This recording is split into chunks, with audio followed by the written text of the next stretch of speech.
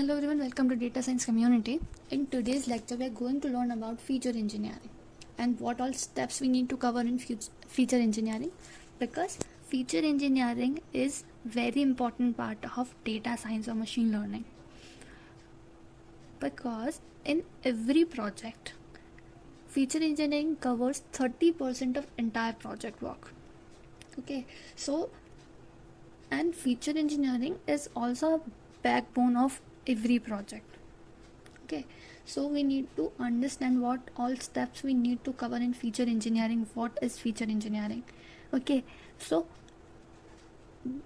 this is a basic definition of feature engineering. Okay, so we understand this definition later on. First, we can see what all steps we need to cover in feature engineering. So at step 1 is EDA, which means exploratory data analysis.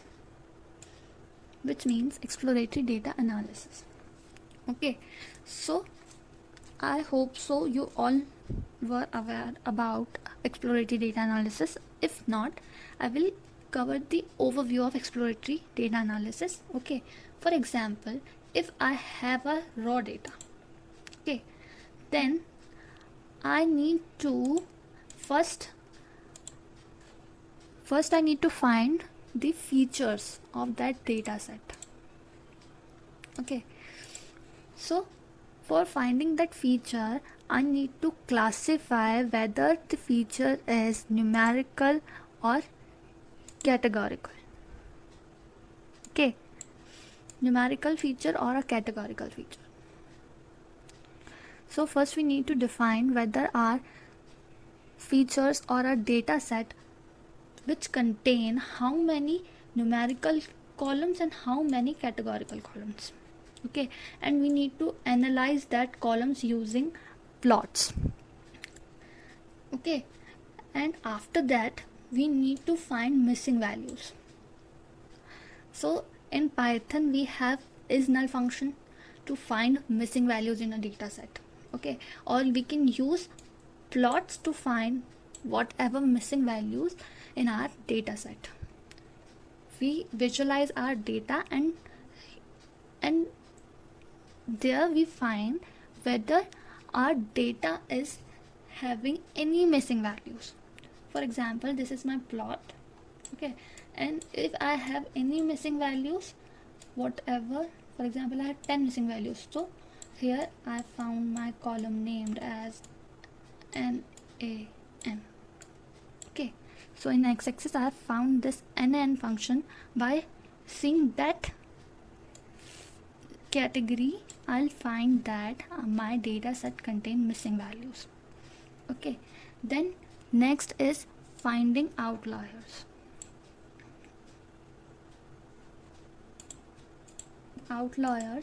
And work with finding outliers with the help of box plot. Okay, there is a plot in matplotlib library which we use to find outliers. Okay, so this is the all steps we need to cover in exploratory data analysis. Okay, then our next step is handling missing values.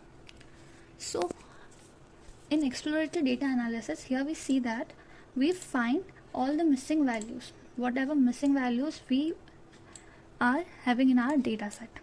Okay, so in exploratory data analysis we find all the weaknesses, we can say, of our data set. Then in further step we need to cover that for our model to perform well on the data set. Okay, so our second step is handling missing values. Okay, so there is some methods to handle missing values. Okay, first method is delete row with missing values. For example, I have a data set. Okay, so in this data set I have two columns, class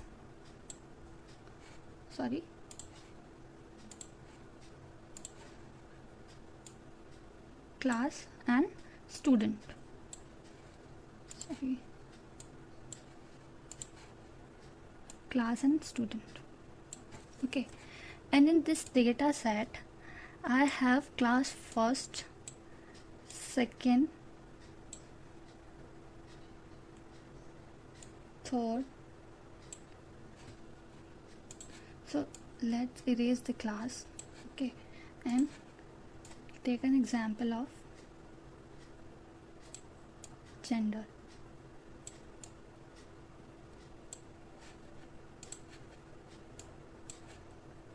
I write G here.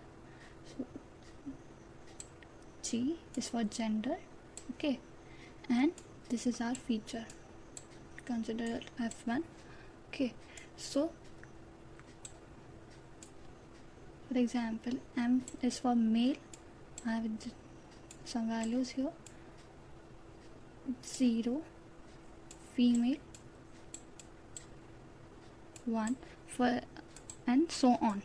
Okay, these values will be repeated in this data set. Okay, so if I have in this data set I have only one value.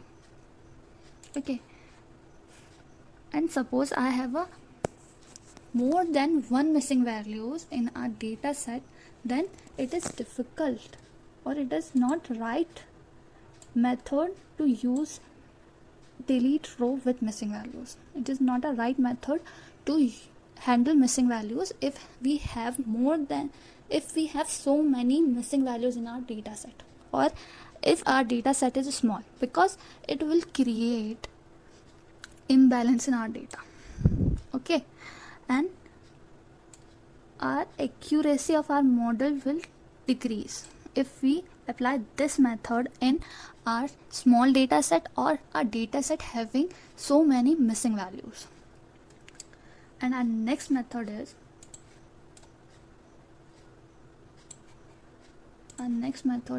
replacing mean, median and mode.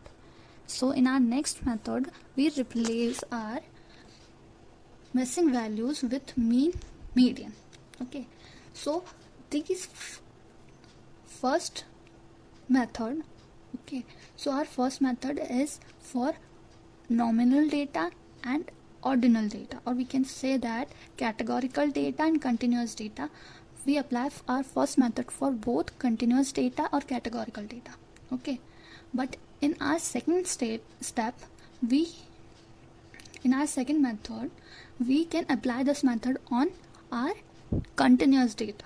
Okay, where remaining column have the value of mean, and with the help of that values we fill our missing values by the mean and median of the remaining values.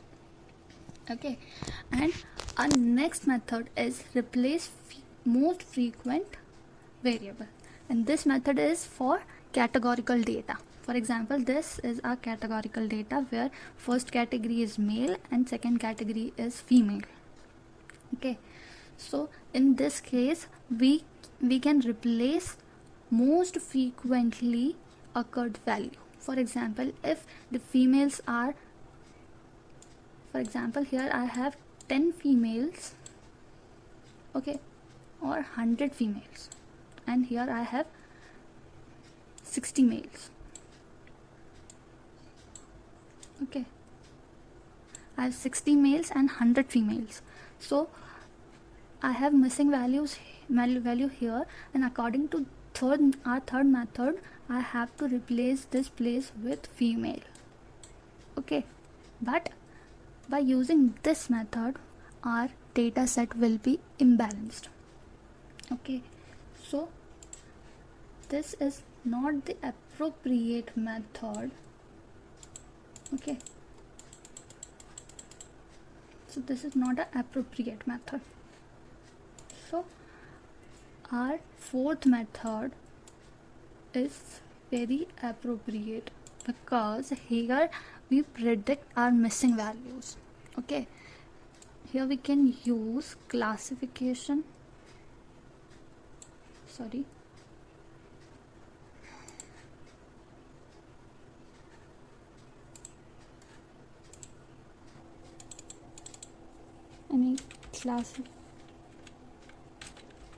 classification and clustering algorithm to find my missing values. Okay,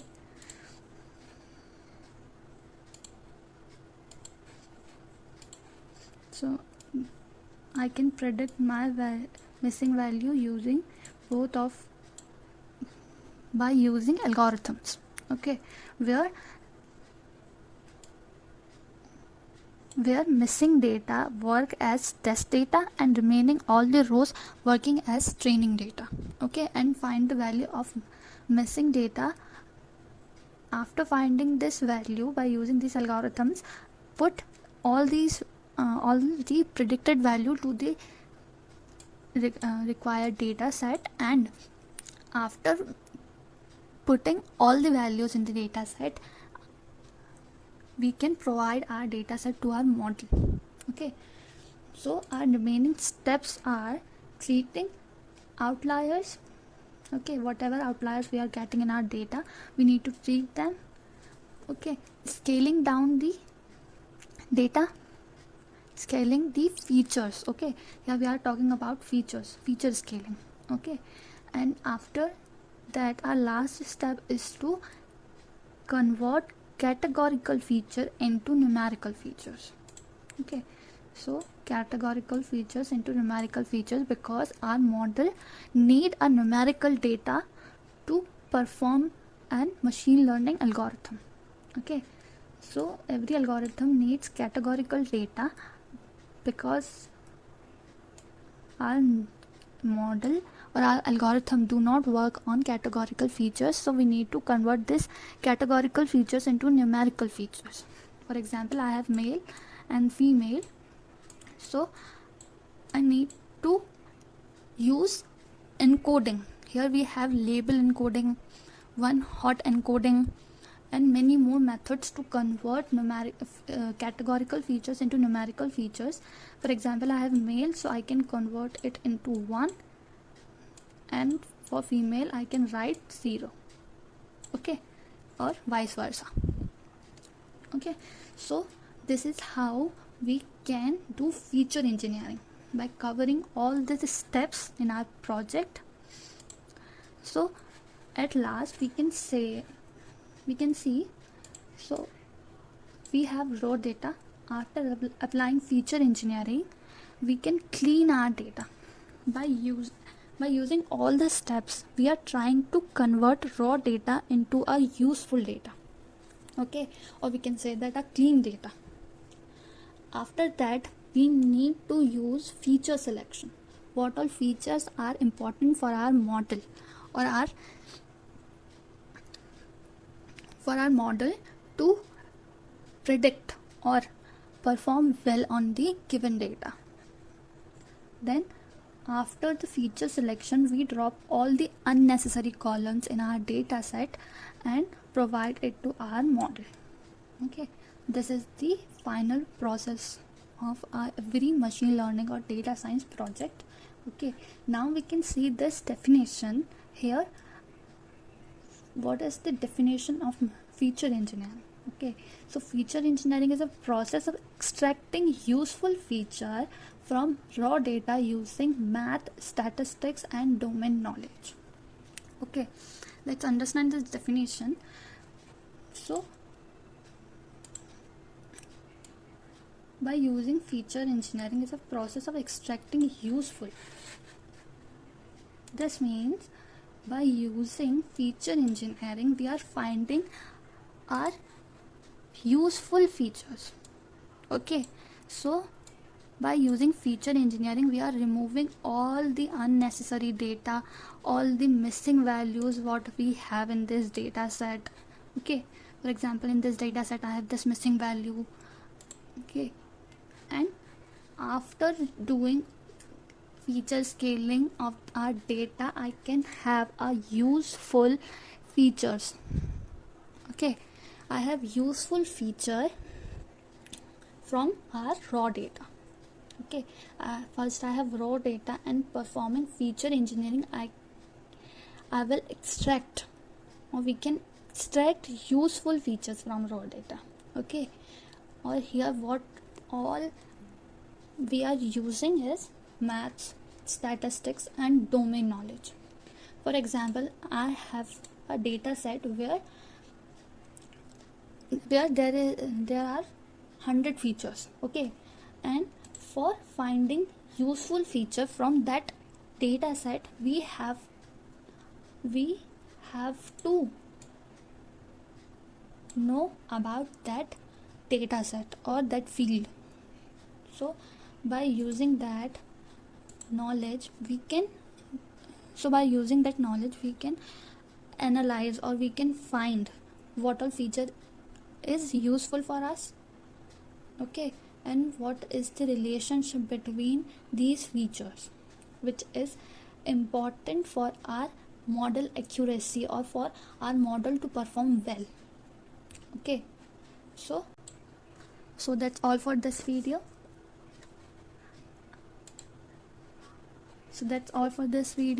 Thanks for watching. Like, share, and subscribe for more such videos.